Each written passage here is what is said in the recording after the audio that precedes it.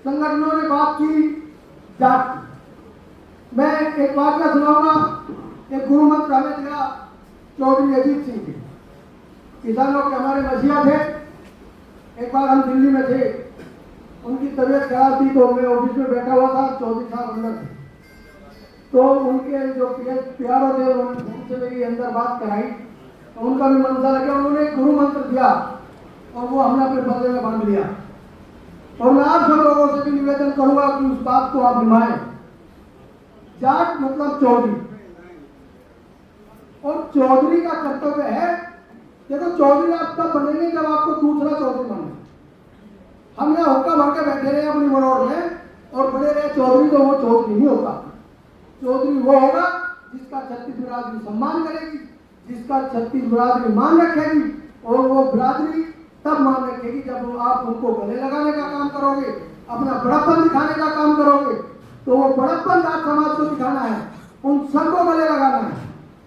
हाँ, ये है कि हम जाट समाज में पैदा हुए, ये हमारा हक है, हमारा अधिकार है, हमारा कर्तव्य है कि हम अपने समाज के सम्मान और स्वाभिमान की बात करें, उसकी रक्षा करें।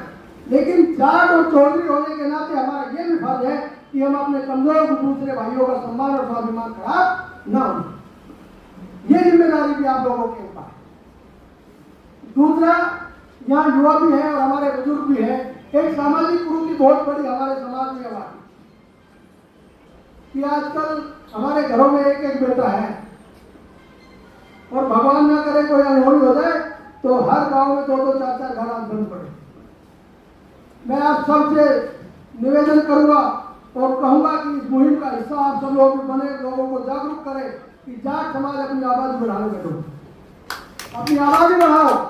जब आबादी आपकी बढ़ेगी तो आप हक मांगोगे, हिस्सा मांगोगे, आबादी बढ़ेगी तो अधिकार भी मिलेगा। नहीं तो एक दिन वो आएगा जब आप सिर्फ इतिहास के पन्नों में सिमट कर रह जाओ, अधिकार को देगा तो क्या आप खुद ही छोड़ के चले जाओ।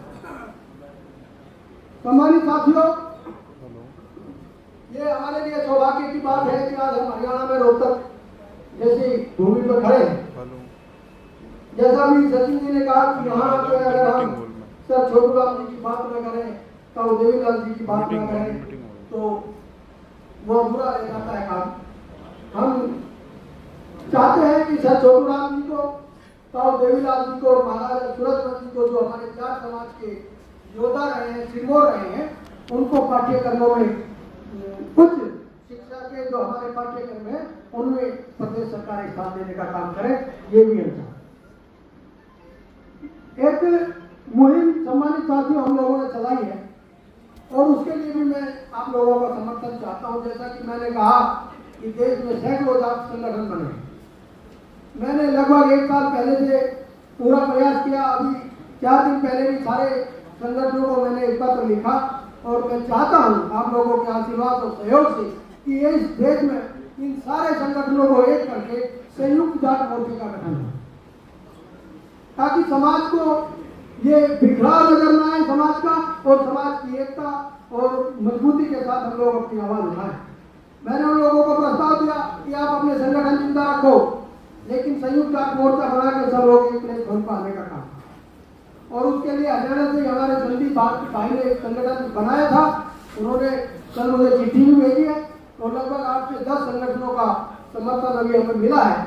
और मैं आप लोगों से गुजारिश करूंगा कि जो भी संगठन आप लोगों के संपर्क में है, आप उन्हें कहिए कि भाई संयुक्त जाट मोर्चा बना के समाज के हक और अधिकार की लड़ाई।